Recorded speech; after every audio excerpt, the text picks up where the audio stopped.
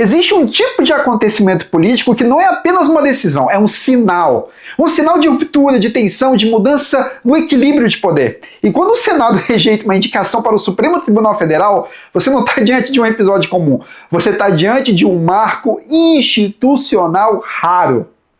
Bom, a rejeição do nome de Jorge Messias pelo Senado não pode ser analisada como um evento isolado.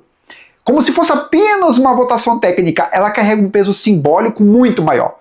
Porque expõe de forma clara uma fissura entre os poderes.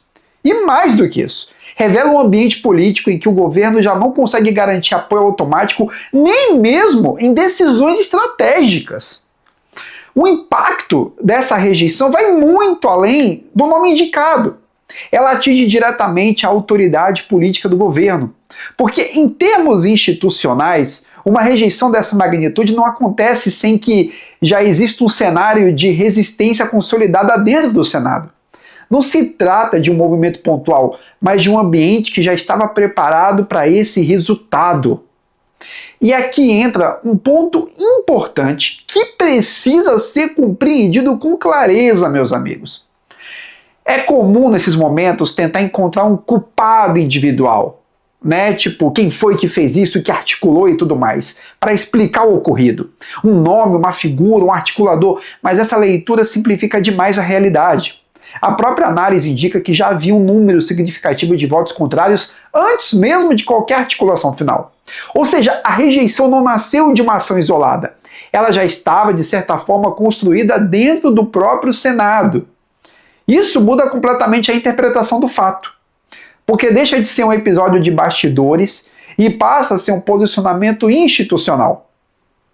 O Senado, ao rejeitar, não apenas recusa um nome, ele afirma uma posição. Ele demonstra que não está disposto a seguir automaticamente a orientação do Executivo, especialmente em temas de alta relevância como a composição do Supremo. Outro ponto que emerge dessa análise é o papel que o próprio Supremo Tribunal Federal desempenhou indiretamente nesse processo.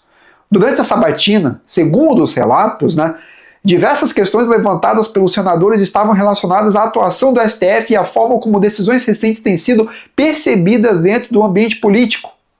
Isso indica que a votação não foi apenas sobre uma pessoa, mas sobre um momento institucional mais amplo. E quando você conecta esses elementos, o cenário fica ainda mais claro, muito mais claro. Não é apenas uma rejeição, é um recado. Um recado de que existe um tensionamento crescente entre executivo, legislativo e judiciário. E esse tipo de tensão, especialmente em ano eleitoral, ganha uma dimensão ainda mais relevante. Porque política em ano eleitoral não é apenas gestão, é narrativa. E eventos como esse rapidamente se transformam em símbolos. Símbolos de força, de fragilidade, de avanço ou de recuo. Dependendo de como são interpretados, eles podem influenciar diretamente o ambiente político e o comportamento dos atores envolvidos. E esse tipo de derrota institucional do governo não fica restrita ao ambiente de Brasília. Ela transborda diretamente para o campo eleitoral. E é aí que está. Nesse contexto, candidaturas de oposição como a de Flávio Bolsonaro tendem a se fortalecer, porque passam a se apresentar como uma alternativa a um governo que demonstra dificuldade em manter coesão e apoio dentro das próprias instituições. Ou seja, não é apenas uma derrota pontual, é um movimento que reposiciona forças e influencia diretamente a disputa pelo poder. Além disso, há um dado histórico que torna esse episódio ainda mais significativo. Casos de rejeição de indicações presidenciais ao STF são extremamente raros na história do Brasil.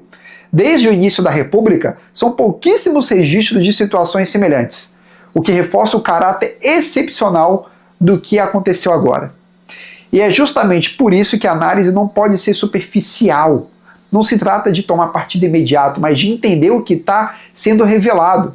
Porque, no fim, eventos assim não são apenas sobre nomes, são sobre estruturas. Não são apenas sobre decisões, são sobre relações de poder. O que esse episódio mostra de forma clara é que o ambiente político brasileiro está em movimento, que as relações entre os poderes não estão estáticas e que em momentos como esse o mais importante não é reagir, é compreender. porque quem entende o jogo deixa de ser apenas o espectador. Bom, se você gostou desse vídeo, peço encarecidamente que você possa se inscrever e compartilhar esse vídeo. E se você discorda de mim ou não, que você possa comentar aqui embaixo o que você acha. Tudo bem? Até o próximo vídeo.